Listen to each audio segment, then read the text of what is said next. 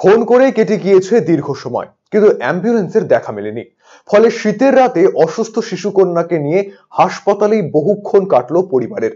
শনিবার রাতে হেমতাবাদের ভোগ্রামের বাসিন্দা সাজেন ইসলাম শ্বাসকষ্টে আক্রান্ত তার 4 মাস বয়সী শিশুকন্যাকে নিয়ে হেমতাবাদ হাসপাতালে আসেন। সেখানে প্রাথমিক চিকিৎসার পর চিকিৎসকেরা তাকে রায়গঞ্জ মেডিকেল কলেজে স্থানান্তরিত করে দেয়, কিন্তু দীর্ঘক্ষণ কেটে গেল অ্যাম্বুলেন্স পাননি। এমনকি অ্যাম্বুলেন্স পরিষেবার নাম্বারে ফোন করেও কোনো সুরাহা হয়নি। ফলে শীতের রাতে দীর্ঘক্ষণ অসুস্থ শিশু কন্যাকে নিয়ে হাসপাতালে অপেক্ষা করতে গিয়ে সমস্যায় পড়তে হয় পরিবারটিকে। অমিল পরিষেবা নিয়ে ক্ষোভ প্রকাশ করে পরিবারের সদস্যরা। উল্লেখ্য, মাস কয়েক আগে হেমতাবাদেই অ্যাম্বুলেন্স না পেয়ে টোটোতে সন্তান প্রসব করে এক প্রসূতি।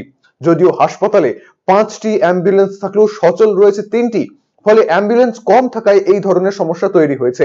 যদিও দীর্ঘক্ষণ অপেক্ষা করার পর অ্যাম্বুলেন্স এলে রায়গঞ্জের উদ্দেশ্যে রওনা দেয় পরিবারটি।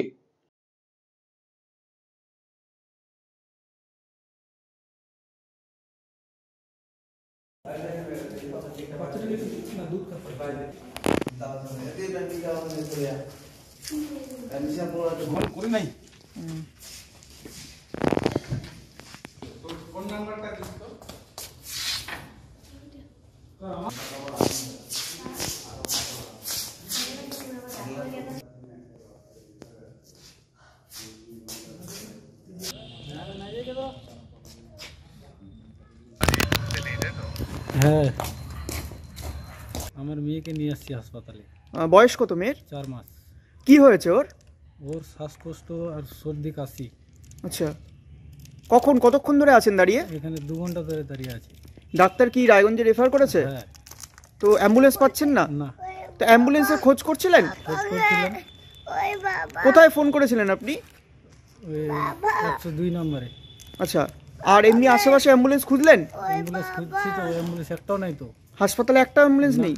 তো এই যে চিকিৎসা পরিষেবা, এই কি বলবেন এটা নিয়ে? এটা নিয়ে বলবো যে এতক্ষণ ধরে দাঁড়িয়ে আছি হাসপাতালে, 4টা গাড়ি, একটাও আমরা পরিষেবা পাচ্ছি না।